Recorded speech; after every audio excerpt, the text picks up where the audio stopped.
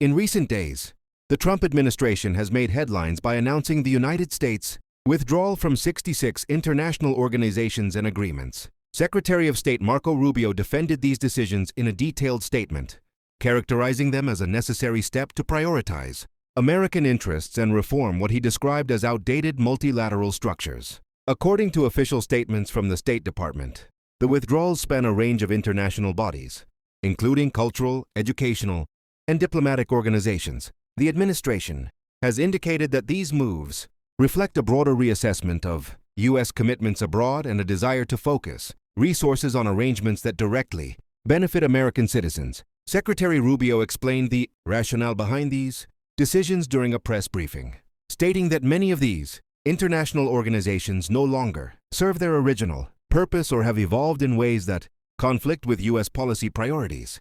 He emphasized that the administration is not rejecting international cooperation altogether, but rather seeking to engage in what he termed more effective forms of diplomacy. The specific organizations affected by these withdrawals have not all been publicly disclosed, though reports indicate they include bodies focused on cultural exchange, technical cooperation, and regional partnerships.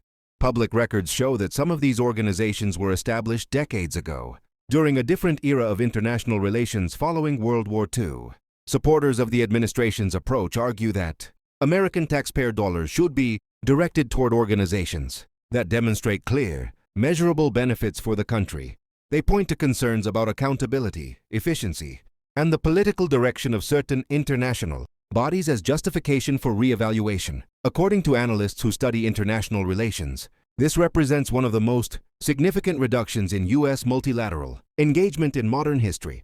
Experts note that while previous administrations have withdrawn from individual agreements or organizations, the scope of these simultaneous exits is unusual. Critics of the withdrawals have raised concerns about the potential impact on American influence and diplomatic relationships. According to statements from former diplomats and foreign policy specialists, participation in international organizations often provides the United States with platforms to shape global standards, gather intelligence, and maintain relationships with allies and partners. Some observers have questioned whether the withdrawals might create opportunities for other nations to fill leadership vacuums in these organizations. Reports from foreign policy think tanks suggest that China and other countries have been increasing their involvement in multilateral institutions in recent years. The administration has countered these concerns by stating that bilateral gather intelligence and maintain relationships with allies and partners. Some observers have questioned whether the withdrawals might create opportunities for other nations to fill leadership vacuums in these organizations. Reports from foreign policy think tanks suggest that China and other countries have been increasing their involvement in multilateral institutions in recent years. The administration has countered these concerns by stating that bilateral relationships and targeted partnerships will remain a priority. Officials have indicated that the United States will continue to engage internationally, but through mechanisms that they believe offer greater control and clearer outcomes. Legal experts note that the process for withdrawing from international organizations varies depending on the specific agreements involved. Some withdrawals can be executed through executive action, while others may require congressional notification or involvement. The State Department has indicated it is following appropriate legal procedures for each organization. This development comes amid broader debates about America's role in global affairs and the value of multilateral cooperation. These questions have been discussed across different administrations, though approaches have varied significantly based on political leadership.